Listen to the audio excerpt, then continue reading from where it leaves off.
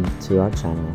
You might already know the UTAM podcast channel on Spotify, where we embarked on a journey to analyze a manufacturing company here in Ensenada with a focus on maquiladora. But today, we're taking it a step further. Today, we're analyzing Mexico's wine industry, as we visited two wine-producing companies in Valle de Guadalupe, Baja California. The first one was Hacienda Guadalupe, and the second one is Vinos.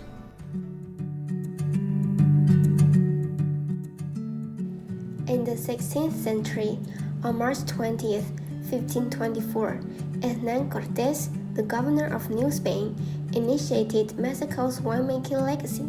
Settlers were mandated to plant vines, while missionaries, needing wine for mass, transformed deserts into lush vineyards. Grapes were lovingly tended by Jesuits and Franciscans, leading to the creation of renowned mission grape, now known as Gleote, across South America. By 1949, the National Association of Wine Producers emerged, setting a path for improvement. Vineyards expanded in the 1970s, with commercial wineries taking root in Baja California, a significant milestone for Mexican wine. In 1980, Mexico's winemaking prowess earned global recognition during the International Wine Organization's Assembly.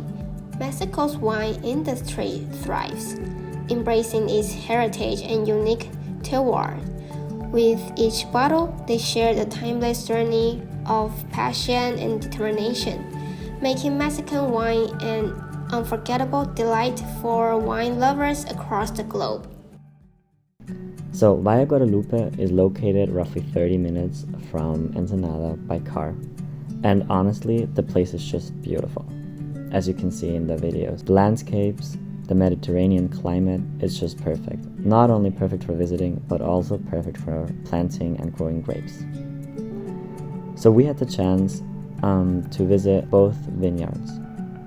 Hacienda Guadalupe and Vinos both combine tradition with new techniques to make really good wines. And as far as Mexico's position in the global wine trade is concerned, it is impressive because it only started to take off in the 20th century. So it is still quite a new player. Mexican wines are getting more and more popular, not only in Mexico obviously, but also internationally. So what exactly makes Valle de Guadalupe so special, and how does it stack up against the biggest competitors in the wine industry? Research shows that Italy is the most important wine producer all over the world. However, now Mexican wine can already be found in 38 countries. Even though only 5% of all the wine that has been produced in Mexico is exported, which means that Mexicans drink a lot of wine.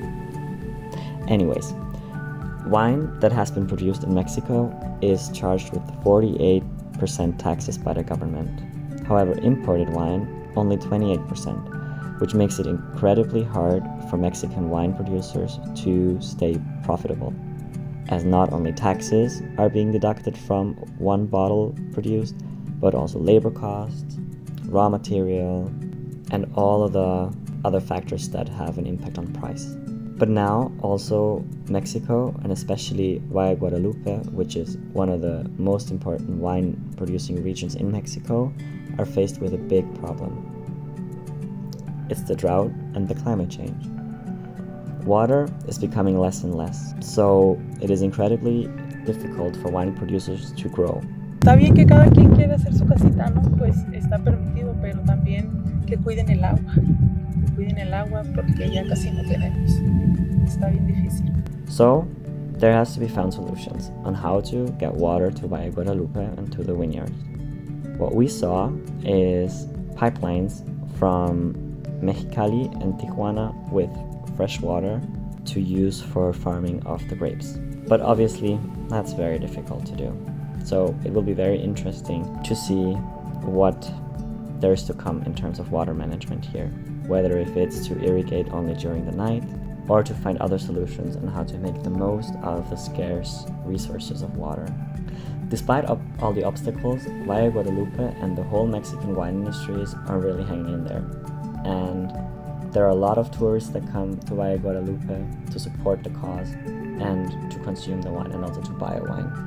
And actually, many people, as we heard in Más Vino, they actually just like to do it as a hobby. So not even just a business focus, they just love it because winemaking here is an incredible community.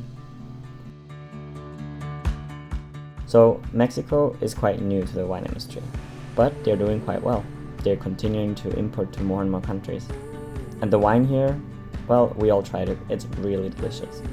With every sip, we tasted the passion of the winemakers, and especially in the wine tastings that we did, you could see how proud the wine producers were of their wines. So that was very interesting to see. Well, anyways, thank you so much for tuning in today into this video.